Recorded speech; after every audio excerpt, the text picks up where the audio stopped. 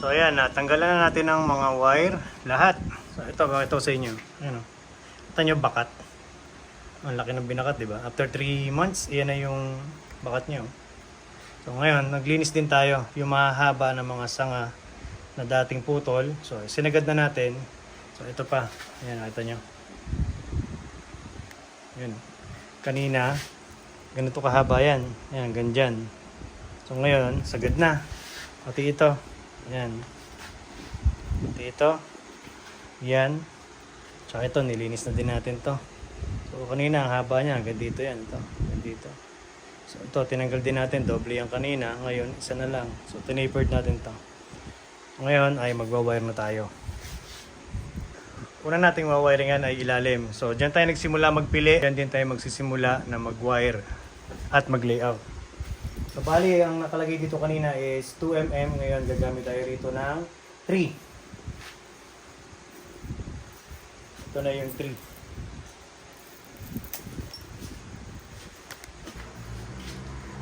So, babalikan lang natin yung dating pinag-anuhan pero hindi natin dadaanan yung bakat.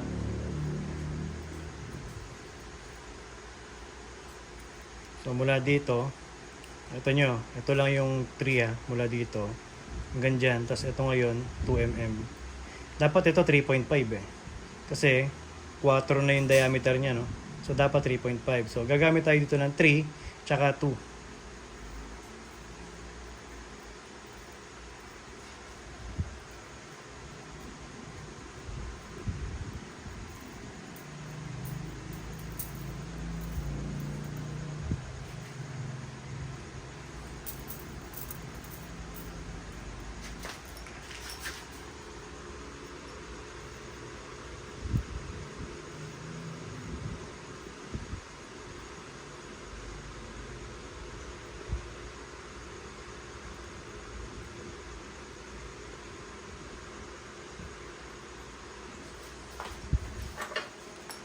Gamit tayo ng pliers.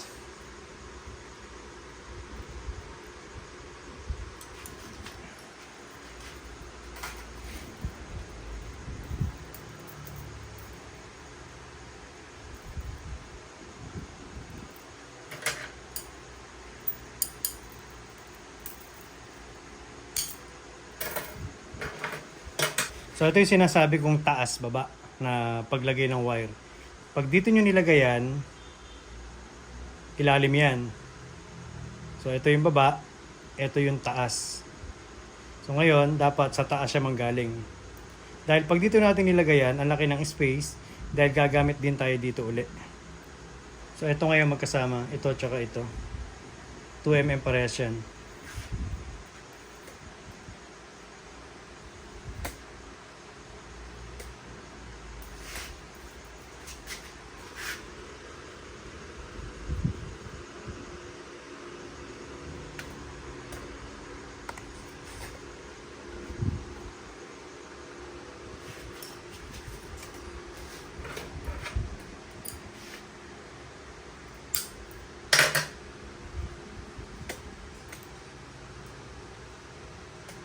Makaikot. Pero hindi maliit yung bilog, malaki. So dito naman ngayon, gagamit tayo dito ng 1.5.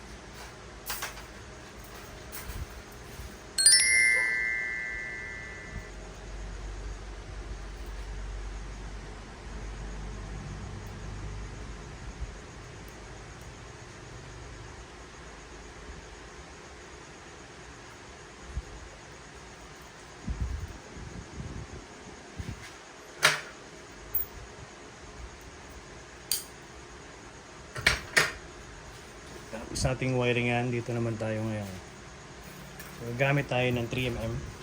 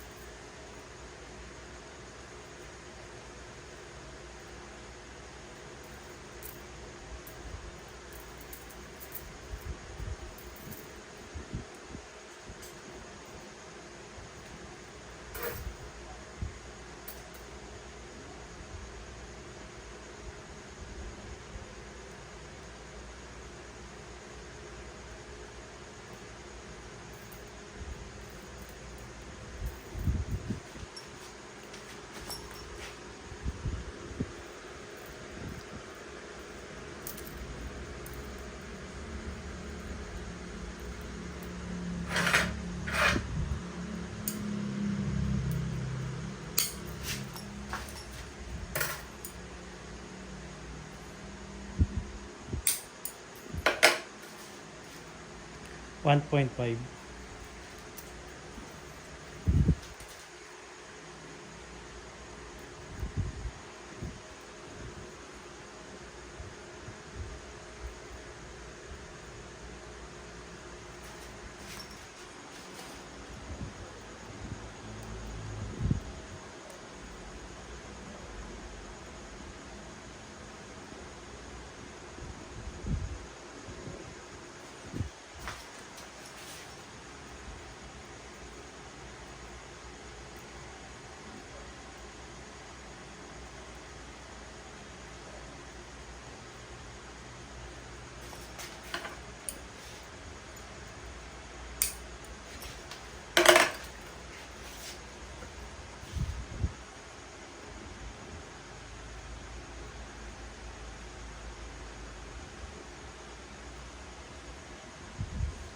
Ito na tayo. I think dos lang to.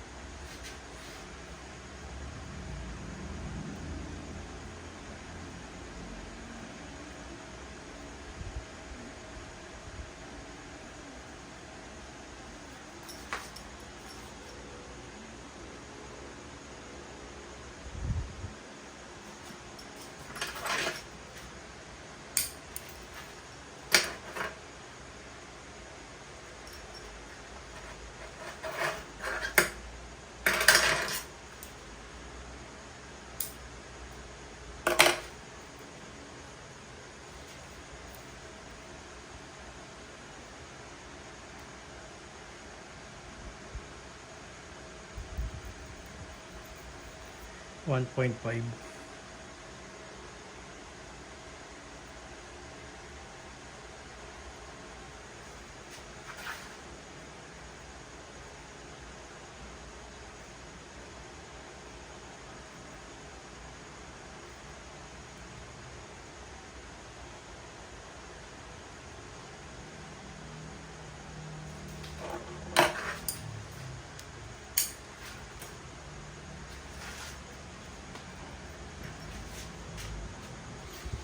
Dito naman.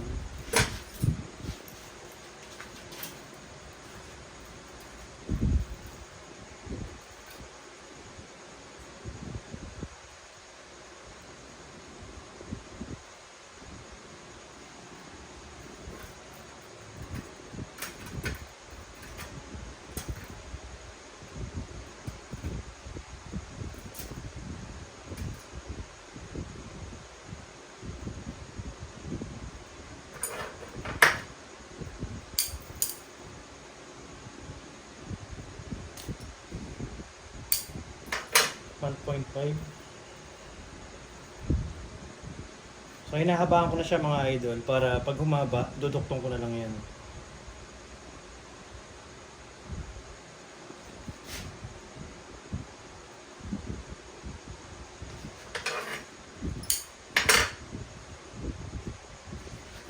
Ito, hindi naman bakat yung wire at kaya naman pa ng sanga.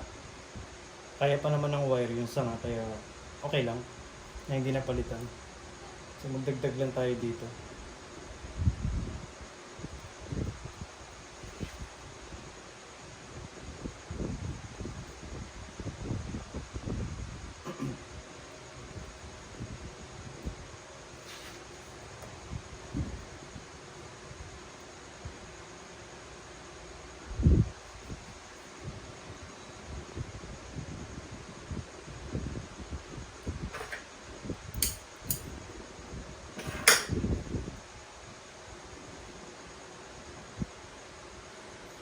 Okay, dito naman tayo. Saan na to? Magagamit na tayo dito na 2.5. Ang una, di magkasama yan eh. Ngayon, magkasama na sila sa wiring.